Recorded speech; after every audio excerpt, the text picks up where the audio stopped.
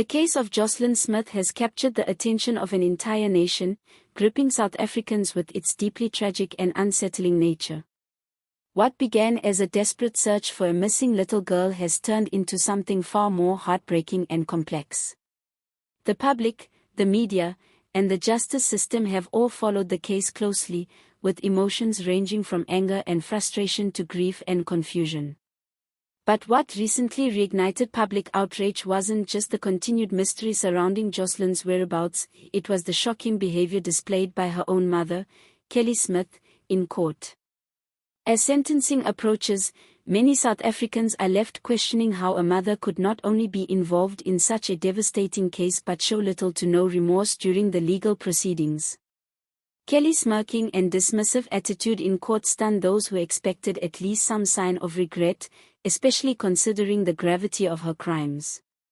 To fully understand the current situation and the intense emotions it has triggered, it's important to go back to the very beginning. Joslin Smith was reported missing in early 2024 from her home in Saldanha Bay, Western Cape.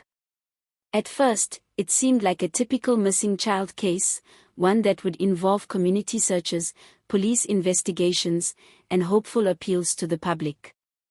But as the days turned into weeks, hope began to fade, and the focus of the investigation shifted in an unexpected direction.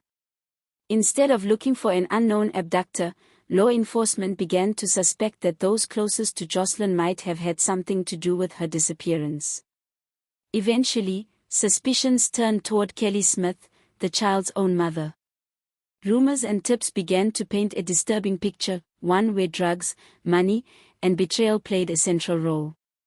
Kelly was soon arrested along with her boyfriend Jacquin, Boeta, Apollis, and another associate, Stephen van Rhyn. Together, the trio was accused of orchestrating the kidnapping and trafficking of Joslin Smith. The motive, according to investigators, was as cold and calculated as it was horrifying. Kelly, allegedly desperate to feed her drug habit, agreed to sell her daughter for R20,000. That figure shocked the public not just because of its implication, but because it suggested a total disregard for the value of a child's life. A mother, trusted by society to protect her child, was being portrayed as someone who sold her own flesh and blood for what amounts to a few months' worth of drugs. As the court case moved forward, the evidence began stacking up. Testimonies, digital evidence, and witness accounts all pointed toward the same conclusion, that Joslin's disappearance wasn't the result of a stranger lurking in the dark, but a betrayal that came from within her own home. Kelly was named the mastermind, the one who coordinated and enabled everything that happened. Yet, despite the severity of the accusations and the pain the case has caused, Kelly appeared completely detached during sentencing proceedings.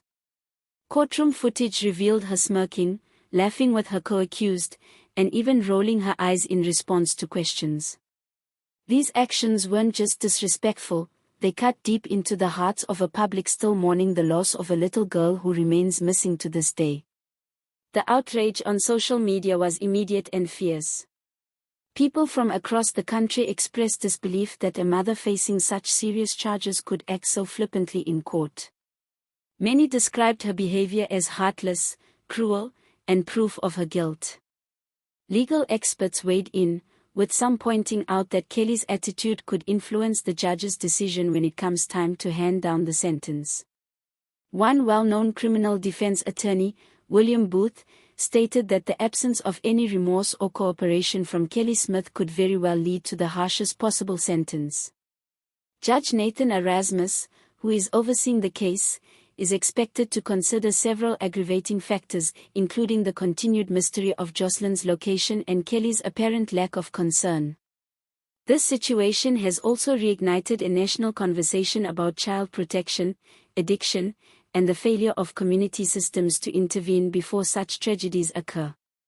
Many have asked how someone like Kelly, reportedly deep in substance abuse, was able to continue caring for her child without any oversight or assistance. Others have called for stronger systems of accountability for parents struggling with addiction, suggesting that community services and child welfare institutions need to be more proactive in preventing similar cases. The case also shines a spotlight on the dangers of drug abuse and how addiction can distort priorities and destroy families. At the same time, there's a psychological dimension that people are grappling with. Some mental health professionals have pointed out that Kelly's behavior in court may not only be about arrogance or defiance. It might also reflect a kind of psychological dissociation, a way of coping with unbearable guilt or detachment from reality. But even with such theories on the table, the public remains largely unsympathetic. For most South Africans, the mere possibility that a mother could be involved in selling her child is unforgivable, and any sign of mockery or disrespect is salt in an already raw wound. As sentencing approaches, the pressure is mounting. The hearings are taking place at the Multipurpose Center in Diazville, and the final sentence is expected to be delivered on Thursday, May 29th. Many people are anxiously waiting to see if justice will be served, not just in legal terms, but in moral terms as well. Will the court deliver a sentence that reflects the seriousness of the crime? Will Kelly finally reveal what happened to her daughter? Or will the case end without the closure that so many desperately need? The fact that Joslin's body has never been found continues to haunt this case. For some, the hope that she might still be alive lingers faintly in the background, even though logic and evidence suggest otherwise. There is a growing movement online calling for Kelly to disclose the truth before sentencing is finalized. Petitions, social media campaigns, and emotional video messages from concerned citizens have all pleaded for her to come clean. Some argue that if there is even the smallest chance Joslin is alive, that information must come out before it's too late. But so far, Kelly has remained silent on that front, and her silence is speaking volumes. Whether she is protecting someone else, hiding her own shame, or simply does not care, remains one of the most painful questions still unanswered. This case has now gone far beyond a single crime. It has become a symbol of broken systems, failed responsibilities, and the darkest sides of human behavior. As the sentencing date draws near, South Africans are holding their breath, hoping that justice will be swift, firm, and fair. If you've made it this far, thank you for watching. What do you think about Kelly Smith's behavior in court? Do you believe she will ever reveal the truth about Joslin's whereabouts? Should the judge impose the maximum sentence?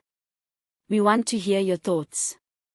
Please leave a comment down below and join the discussion. If you found this video informative, don't forget to like, share, and subscribe to the channel for more in-depth stories like this one.